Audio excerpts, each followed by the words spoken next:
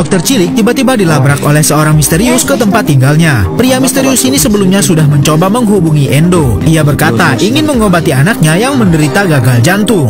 Endo pun menyampaikan syarat-syarat, yaitu uang 1 miliar dan beberapa coklat, serta ia juga harus menandatangani dokumen kerahasiaan demi menjaga keamanan Yuki. Namun saat Endo melihat dokumen tersebut, Endo merasa curiga dengan calon klien mereka kali ini, sebab ia tak menggunakan nama aslinya. Salah satu tim medis pun mengatakan lebih baik berhati-hati karena bisa saja kali ini mereka sedang dijebak, sebab identitas Yuki sebagai dokter cilik yang ilegal sudah mulai terbongkar. Karena tidak ingin mengambil resiko, Endo pun mengabaikan saja calon klien mereka kali ini, walaupun klien tersebut sudah menjanjikan bisa menyediakan uang 1 miliar. Namun suatu malam saat Yuki dan Endo sedang beristirahat di rumah mereka, calon klien mereka tiba-tiba datang menghampiri persembunyian Endo dan Yuki. Endo semakin curiga karena bagaimana bisa pria ini tahu persembunyian Endo. Lalu pria ini pun menunjukkan tato komplotan orang yang sudah pernah membunuh ayah Yuki. Ia merupakan mantan anggota komplotan itu, makanya pria ini bisa menemukan Endo dan Yuki sebab komplotan itu memang sudah mengetahui tentang Yuki dan Endo.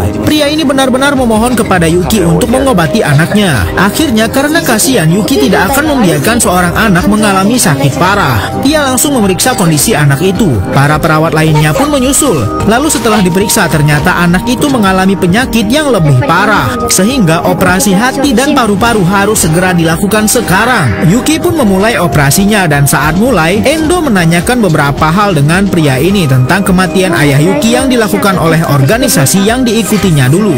Saat dokter cilik melakukan operasi, ia mendapat kabar kalau polisi sedang menuju ke tempatnya. Endo yang mengetahui hal tersebut lebih dulu berusaha keras kembali ke tempat Yuki untuk menyelamatkannya. Sebelumnya Yuki dan Endo sepakat menerima tawaran untuk melakukan operasi kepada seorang anak. Namun saat Endo berbicara dengan ayahnya, pria itu baru mengaku kalau anak itu bukanlah anak kandungnya, melainkan seorang anak dari wanita yang ia suka. Lalu ia merawat anak itu sebab sang ibu sangat sibuk sekali dengan kegiatan organisasi terlarang, sampai-sampai mengabaikan anaknya yang sudah sangat sakit keras. Saking parahnya penyakit yang diderita, saat Yuki melakukan operasi, kondisi vital anak itu pun menurun drastis, sehingga mereka harus melakukan tindakan darurat. Mereka membutuhkan sebuah kain sutra untuk membuat pembuluh darah buatan. Saat dicari-cari, tidak ada satupun benda berbahan sutra di sana. Namun perawat yang memiliki ingatan super berusaha mengingat kalau salah satu dari mereka ada yang menggunakan syal sutra. Yuki pun langsung menggunakan sutra tersebut untuk memulihkan kondisi pasien. Sedangkan Endo masih mencari informasi dari orang ini, dan ternyata organisasi yang diikuti oleh ibu dari anak yang sedang mereka operasi adalah organisasi dalang peledakan rumah Yuki 2 tahun lalu. Dan Endo harus mengambil imbalan atas operasi yang mereka lakukan dengan sang ibu. Endo pun langsung mencoba datang ke tempat yang dijanjikan dan melihat ibunya dari kejauhan terlebih dahulu.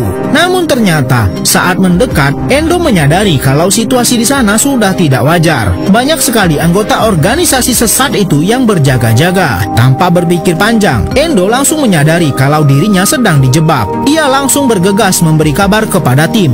Mereka harus segera pergi dari sana sebab polisi pasti sudah akan datang. Namun Yuki tidak ingin meninggalkan pasiennya begitu saja. Dan benar sekali, polisi sudah berada di depan rumah tempat mereka melakukan operasi. Dokter cilik baru saja menyelesaikan operasi pada pasiennya. Namun tiba-tiba ada polisi datang ke tempatnya. Endo yang sedang berusaha menyelamatkan Yuki malah mendapat masalah dan tertabrak mobil. Sedangkan tim medis yang bekerja bersama Yuki sudah kabur terlebih dahulu, dan itu semua atas permintaan Yuki. Endo tampak benar-benar menyesal sekali karena kali ini kemungkinan ia tak bisa menepati janjinya untuk menjaga Yuki. Karena keinginan Yuki sendiri untuk menyelesaikan operasi daripada kabur, kini Yuki harus berakhir ditangkap dan ditahan di kantor polisi. Bahkan anak yang baru saja ia operasi juga akan diperiksa oleh polisi. Pria yang memberikan pekerjaan berbahaya kepada Yuki untung saja masih mengamankan Yuki. Ia hanya mengatakan kepada polisi kalau ia tidak kenal dengan Yuki dan hanya berkata Yuki tiba-tiba saja berada di rumahnya. Saat giliran Yuki yang akan diperiksa, ternyata Yuki sudah kabur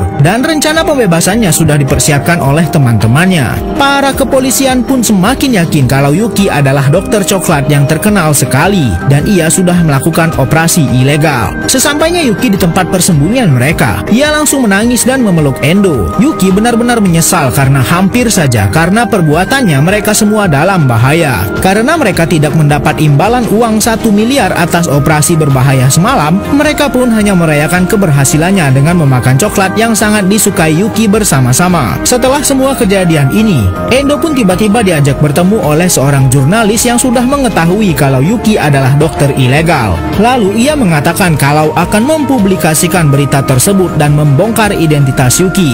Lanjut episode berikutnya.